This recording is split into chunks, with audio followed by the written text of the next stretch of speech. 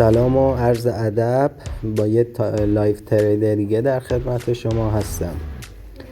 میزان سرمایه ورودی 200 میلیون تومان و سودی که حاصل شده از این معامله $221 هست. معامله روی طلا انجام دادیم، طلای جهانی سلش رو گرفتیم. میخواستم به برخی از این دوستانی که وارد بازار مالی میشن یه توصیه کنم که سمت قمار نرن. ببین این بازار یه دو تا سر داره، یه سرش قماره، یه سرش علمی بودنشه.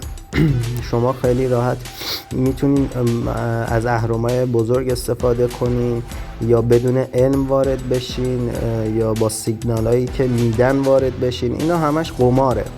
حالا یه بازارهای دیگه هم هست مثل بت و چیزهای دیگه، اینا همشون قمار هستن و ممکنه بهتون یه سودی بدن ولی همشو از دست میدین شما. یعنی شما به هیچ برآیند معاملاتی مثبتی نمیرسید. پس پیشنهاد من اینه که 3 تا نکته رو آموزش ببینین. اینکه تکنیکال، فاندامنتال و سنتیمنتال.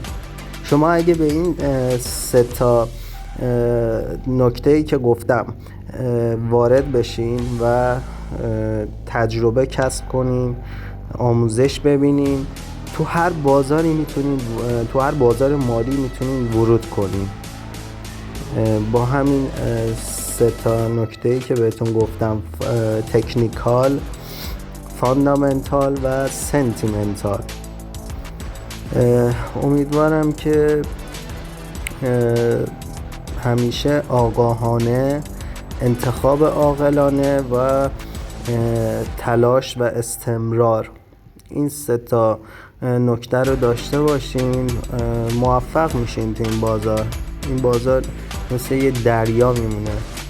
باید ماهیگیری رو درست آموزش ببینید و بدون استرس معامله بکنید. تا دیداری دیگر، خداحافظ شما.